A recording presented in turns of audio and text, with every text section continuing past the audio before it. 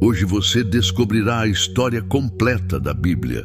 Você entenderá tanto o Antigo quanto o Novo Testamento, desde a época de Adão no Jardim do Éden até a morte dos seguidores de Jesus. Sem dúvida, ao terminar de assistir a este vídeo, você experimentará uma mudança profunda. Você desenvolverá um amor ainda mais profundo pela palavra de Deus. Claro, isso só acontecerá se você abrir o seu coração ao ensinamento divino. Se você encontra dificuldades para entender a Bíblia, este vídeo será de grande ajuda para você. E depois de absorver tudo o que será apresentado, tenho certeza que você se sentirá enriquecido espiritualmente. Sua compreensão das Escrituras será iluminada. Tudo o que é apresentado aqui é baseado no livro Panorama da História Cristã, do pastor Hernandes Dias Lopes.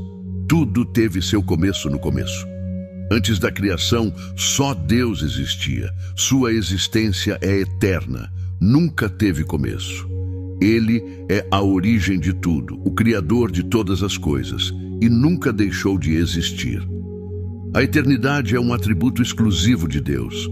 No princípio, Deus criou os céus e a terra. No sexto dia formou o homem à sua imagem e semelhança, e dele criou a mulher. Adão e Eva foram criados perfeitos, puros e inocentes. Eles mantinham plena comunhão com Deus e viviam no jardim de Deus como administradores supremos de toda a criação divina.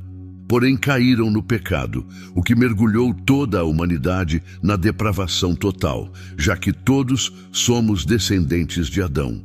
Adão e Eva tiveram 2 filhos, Caim e Abel.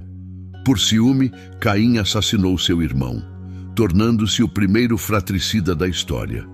Mais tarde, Adão e Eva tiveram outro filho, Sete.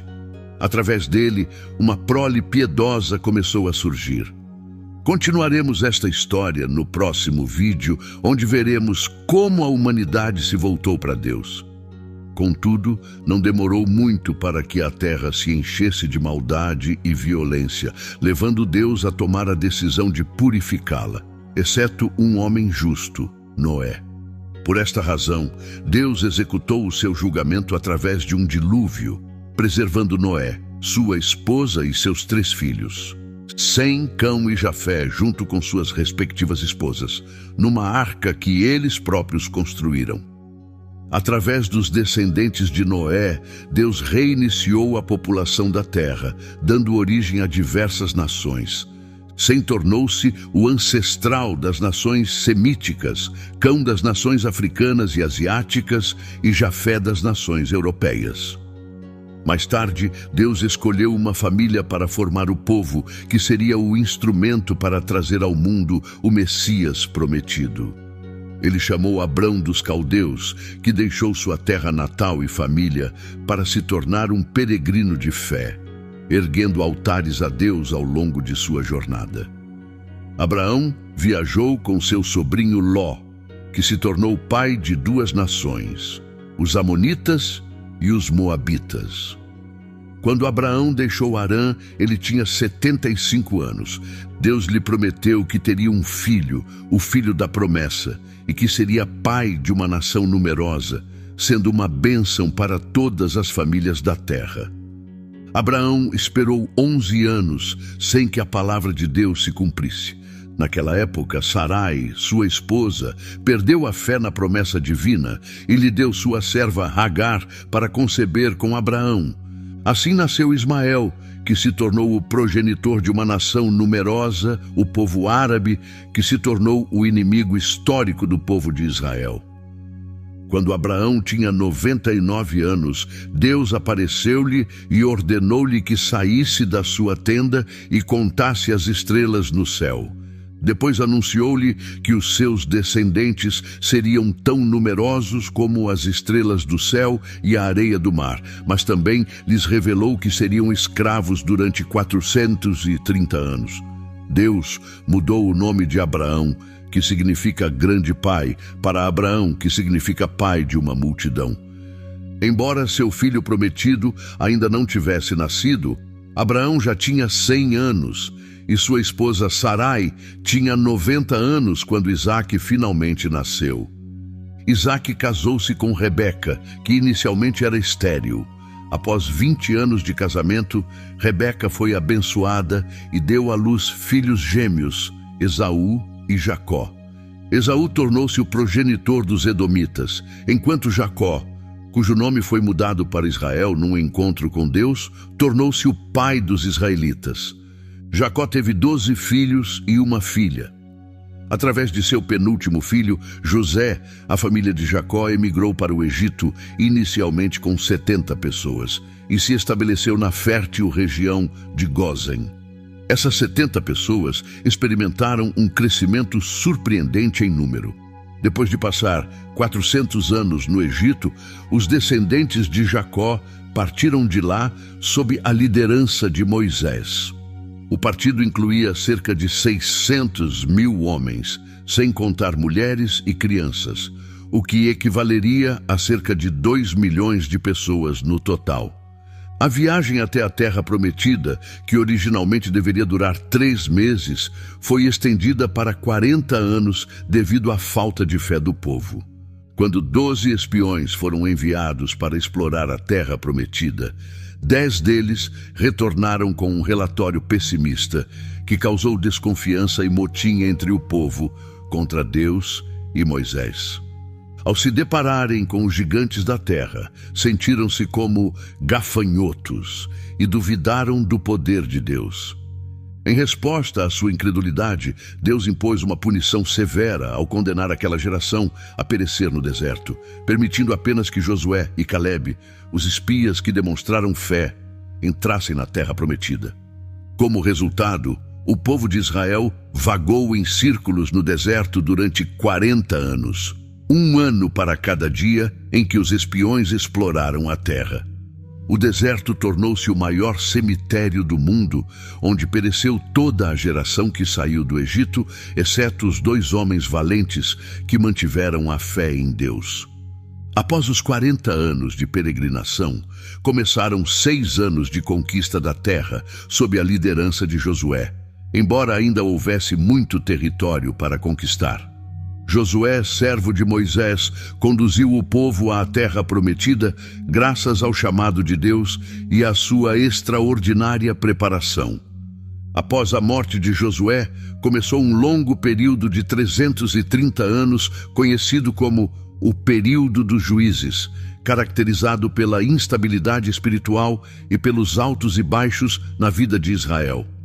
Durante esse período, o povo agiu de acordo com seus próprios desejos e, devido à sua obstinação, sofreu a opressão de diversos inimigos. Nessa época, Deus levantou líderes notáveis como Gideão, Jefté, Sansão e Samuel. Após esse longo período, chegou uma nova fase, a monarquia. O povo de Israel, influenciado pelas nações vizinhas, exigiu um rei e rejeitou o governo divino.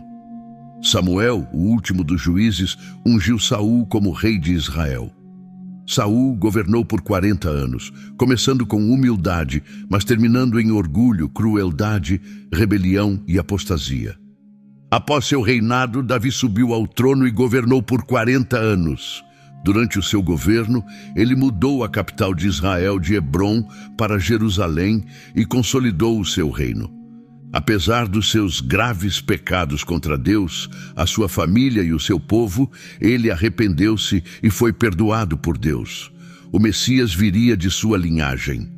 Depois de Davi, seu filho Salomão reinou por 40 anos, caracterizado por sua sabedoria e riqueza.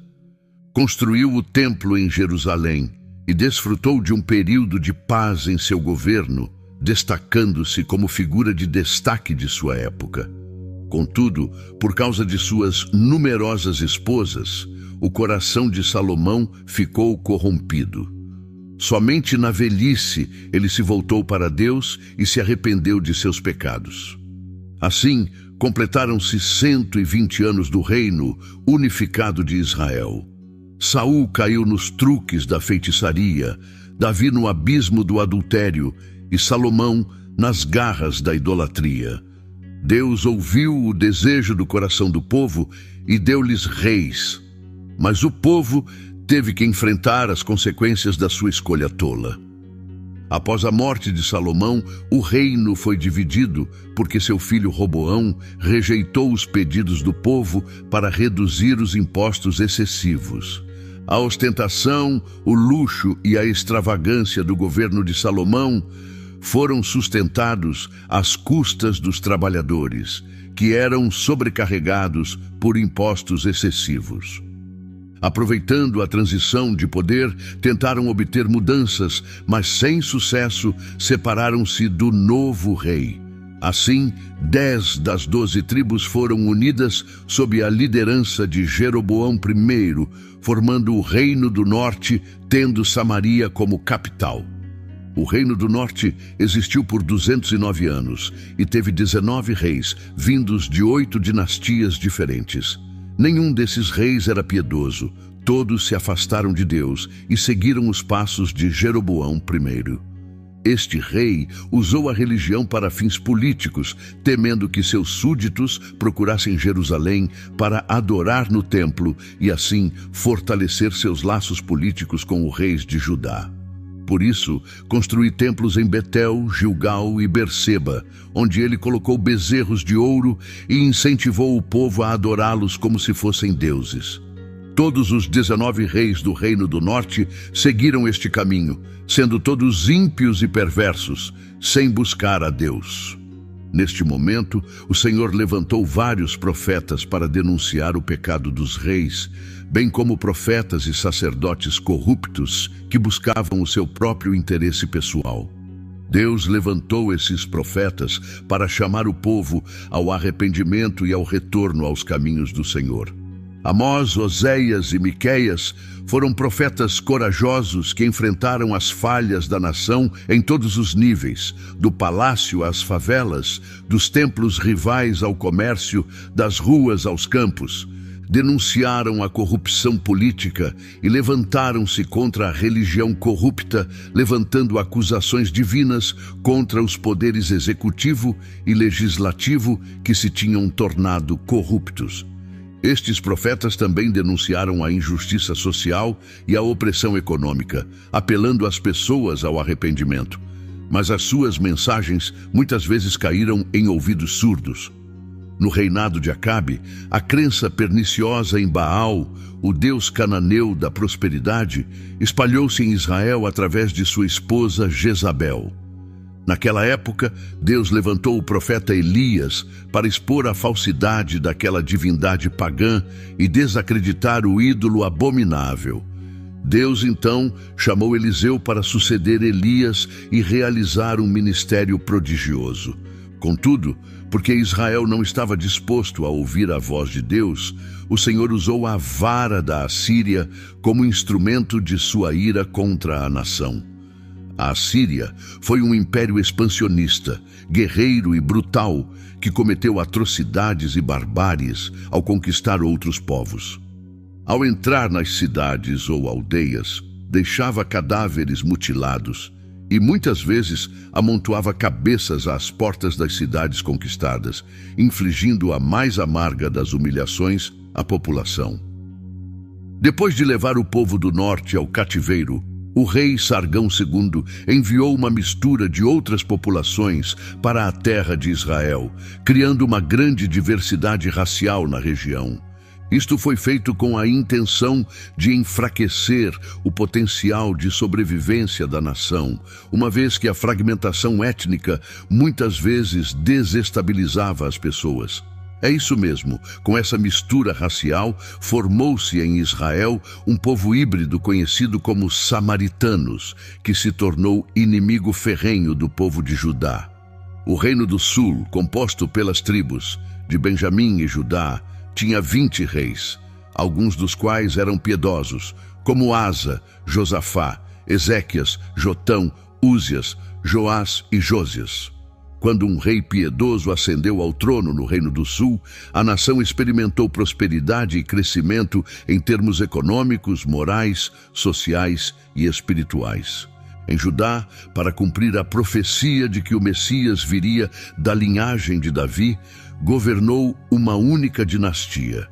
Deus levantou vários profetas, como Isaías, Miqueias, Joel, Sofonias e Jeremias, para se dirigirem ao povo de Judá. Contudo, a nação afundou profundamente na corrupção e não deu ouvidos à voz de Deus. Como resultado, Deus os disciplinou e permitiu que o exército babilônico os conquistasse, entregando-os nas mãos dos seus inimigos. O povo de Judá foi levado ao cativeiro babilônico e Jerusalém foi destruída junto com seu glorioso templo, deixando a cidade em ruínas e em desgraça.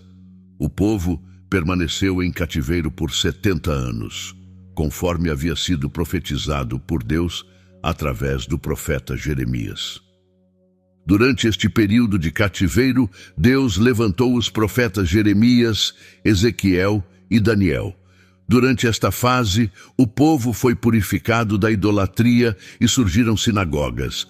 Após o tempo determinado por Deus, o povo de Judá retornou à sua terra e, naquela época, o Império Babilônico já havia sido derrubado pelo Império Medo-Persa, sob a liderança de Ciro. Ciro, anunciado por Deus 200 anos antes do seu nascimento, libertou o povo judeu e permitiu o seu regresso à terra de Canaã. O retorno do povo ocorreu em 3 ondas. A primeira sob a liderança de Zorobabel para reconstruir o templo, a segunda sob a liderança de Esdras para ensinar a lei, e a terceira sob a liderança de Neemias para reconstruir os muros de Jerusalém e realizar a reestruturação política e espiritual do povo. Contudo, assim que começaram a reconstruir o templo, o povo judeu enfrentou problemas. Primeiro, os astutos samaritanos tentaram juntar-se à obra com o propósito de miná-la. Depois que a proposta da associação foi rejeitada, os samaritanos passaram à fase de ameaçar os judeus. Mais tarde, escreveram ao rei Artaxerxes, acusando os judeus de conspirarem contra o Império Medo-Persa. Como resultado desta perniciosa perseguição, a construção do templo ficou paralisada durante aproximadamente 20 anos. Neste período, o povo tornou-se descuidado no zelo pela casa de Deus e focou nos seus próprios negócios, dedicando-se a construir e embelezar as próprias casas em detrimento do templo de Deus, que estava em ruínas. Neste contexto, Deus levantou os profetas Ageu e Zacarias para chamar o povo ao arrependimento. As mensagens desses profetas tiveram um impacto rápido e profundo, e o povo se arrependeu, voltando com entusiasmo para concluir a reconstrução do templo. Isto desencadeou um grande despertar espiritual, uma reorganização das famílias e do sacerdócio, e um retorno sincero a Deus. Porém, com o passar do tempo, surgiu uma nova geração, e embora o povo continuasse a frequentar o templo e a oferecer sacrifícios, já não honrava mais a Deus da mesma forma. Começaram a oferecer animais cegos, doentes e coxos como holocaustos, desprezando a mesa do Senhor e considerando-a impura. Os sacerdotes tornaram-se corruptos e pararam de ensinar a palavra de Deus ao povo. A vida familiar foi profundamente afetada. Os casamentos desmoronaram e ocorreram divórcios. A confiança do povo no julgamento de Deus foi enfraquecida, levando à negligência na devolução dos dízimos. Embora continuassem a frequentar o templo, estavam longe de Deus em seus corações, e seu compromisso espiritual foi enfraquecido. Nesse período, Deus levantou Malaquias como profeta para chamar o povo ao arrependimento, marcando assim o encerramento do Antigo Testamento cerca de 400 anos antes de Cristo. Depois do profeta Malaquias, começou um longo período de 400 anos, conhecido como período interbíblico ou período de silêncio profético. Durante esse período foram escritos livros históricos religiosos não canônicos, conhecidos como apócrifos. Também foi realizada a tradução do Antigo Testamento do hebraico para o grego, dando origem à famosa versão conhecida como Septuaginta. O Império Medo-Persa caiu sob o domínio do Império Grego, liderado por Alexandre, o Grande. Depois de conquistar inúmeras nações e reinos, Alexandre morreu prematuramente aos 33 anos, lamentando não ter mais territórios para conquistar. Seu império teve grande impacto na difusão da cultura helenística e da língua grega, o que mais tarde se revelou benéfico para a difusão rápida e irrestrita do Evangelho. Após a morte de Alexandre, seu império foi dividido em 4 reinos governados por seus generais, especialmente os reinos dos Ptolomeus no Egito e dos Seleucidas na Síria, que estavam frequentemente em conflito. Israel foi alternadamente controlado por um ou outro destes reinos, levando a períodos de opressão e conflito.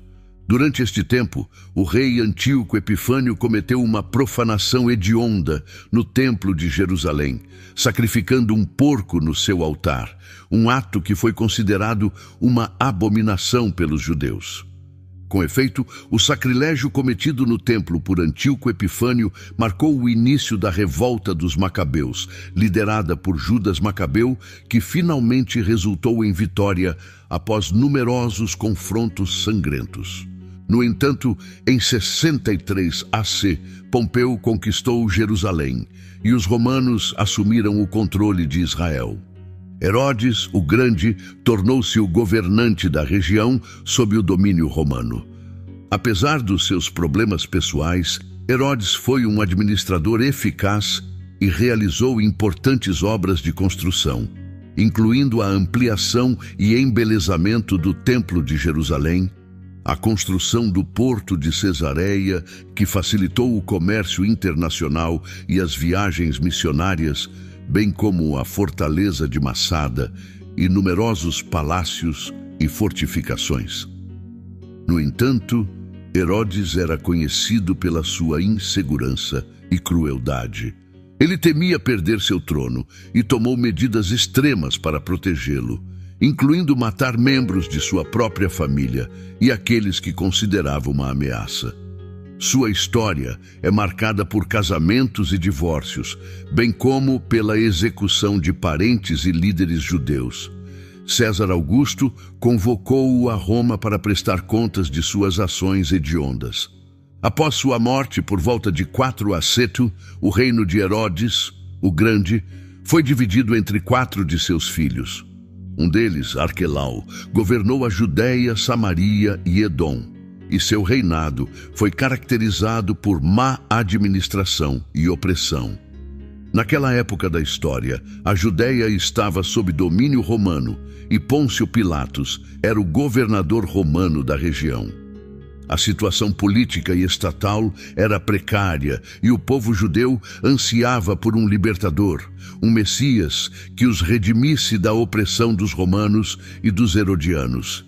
Foi neste contexto que Jesus nasceu em Belém da Judéia, cumprindo as profecias bíblicas e encarnando a esperança messiânica. O Verbo Eterno se fez carne, viveu entre os seres humanos, compartilhou suas experiências e finalmente morreu na cruz para redimir a humanidade de seus pecados. E ressuscitou para a justificação de todos aqueles que nele creram. A influência da cultura helenística e romana também se juntou à contribuição judaica no mundo daquela época. Jesus nasceu durante o período do domínio romano. E a perseguição de Herodes, o Grande, levou José e Maria a fugir para o Egito com o menino Jesus. Após a morte de Herodes, eles voltaram para Nazaré, onde Jesus cresceu como filho de carpinteiro. Aos 30 anos, Jesus iniciou seu ministério público, sendo batizado no Rio Jordão por João Batista, ato que simbolizou sua identificação com os pecadores que ele veio salvar. Durante o seu batismo, os céus se abriram, o Espírito Santo desceu sobre ele em forma de pomba, e a voz de Deus foi ouvida declarando: "Este é o meu Filho amado, em quem me comprazo." Jesus foi então levado ao deserto pelo Espírito Santo, onde jejuou por 40 dias e foi tentado pelo diabo. Ministério. Jesus, depois de vencer as tentações no deserto, iniciou seu ministério público na Galileia e em sua cidade natal, Nazaré. Na sinagoga de Nazaré, ele proclamou que o Espírito do Senhor estava sobre ele e que havia sido ungido para pregar, curar e libertar. Durante seu ministério, Jesus chamou 12 discípulos, aos quais chamou de apóstolos. Ele passou algum tempo treinando e discipulando-os para continuar seu trabalho. Percorreu toda a região, pregando em vários locais, tanto nas cidades como nas aldeias, no templo, nas sinagogas e ao ar livre. Ele realizou numerosos milagres, curando os enfermos, alimentando os famintos, restaurando a visão aos cegos e realizando muitas outras obras poderosas. Jesus foi a revelação suprema de Deus à humanidade e foi chamado Emanuel, que significa Deus conosco. Sua principal missão era morrer pelos pecados da humanidade. Jesus nasceu com o propósito de morrer na cruz para que a humanidade pudesse viver. Sua morte e ressurreição foram eventos cuidadosamente planejados e profetizados nas Escrituras. Na cruz, Jesus derrotou o diabo, esmagando a cabeça da serpente e triunfando sobre os poderes espirituais do mal. Lá ele completou a obra da redenção e nos libertou da escravidão do pecado. Após sua ressurreição, Jesus instruiu seus discípulos a permanecerem em Jerusalém até serem revestidos de poder, o que se cumpriu com a vinda do Espírito Santo no dia de Pentecostes. O livro dos Atos dos Apóstolos narra a propagação inicial do cristianismo após a ascensão de Jesus e a vinda do Espírito Santo no Pentecostes. Jesus instruiu seus discípulos a serem testemunhas em Jerusalém, Judéia, Samaria e até os confins da terra, e essa expansão ocorreu através do ministério dos apóstolos e de outros crentes. A Igreja de Jerusalém experimentou um crescimento rápido e contínuo, com multidões convertendo-se ao cristianismo. Porém, para cumprir a missão de chegar à Judéia, Samaria e aos confins da terra, Deus permitiu uma perseguição que dispersou os crentes para fora de Jerusalém. Um dos notáveis foi Filipe, que levou o evangelho a Samaria, onde viu um grande avivamento e realizou milagres em nome de Jesus. Além de Samaria, o evangelho se espalhou por outras regiões através das missões dos apóstolos e de outros líderes cristãos. Saulo de Tarso, que se tornou o apóstolo Paulo após o seu encontro com Jesus no caminho de Damasco, desempenhou um papel importante em levar o evangelho aos gentios. A igreja de Antioquia da Síria era um importante centro missionário e, a partir daí, Paulo e Barnabé embarcaram em suas viagens missionárias para plantar igrejas e divulgar a mensagem de Jesus. Paulo escreveu diversas cartas às igrejas que estabeleceu durante suas viagens missionárias, e essas cartas tornaram-se parte do Novo Testamento. Ele também fez uma coleta entre as igrejas gentias para ajudar os crentes empobrecidos na Judéia. Na sua terceira viagem missionária, Paulo passou um tempo significativo na cidade de Éfeso, onde fundou uma igreja e escreveu cartas aos coríntios. Durante esse tempo, ele enfrentou a oposição dos criadores de Diana, a deusa adorada em Éfeso. O livro de Atos e as cartas de Paulo no Novo Testamento fornecem um registro importante da difusão inicial do cristianismo e do trabalho missionário dos apóstolos e de outros líderes da igreja. Esta expansão ajudou a espalhar o evangelho por todo o mundo antigo e lançou as bases para o crescimento contínuo da igreja nos séculos subsequentes. A vida e o ministério de Paulo são verdadeiramente notáveis na história cristã. Ele passou por muitas dificuldades e provações enquanto se esforçava para espalhar o evangelho por todo o mundo conhecido na época. Depois de ser preso em Jerusalém e enfrentar acusações e julgamentos, Paulo escolheu ser julgado em Roma como cidadão romano.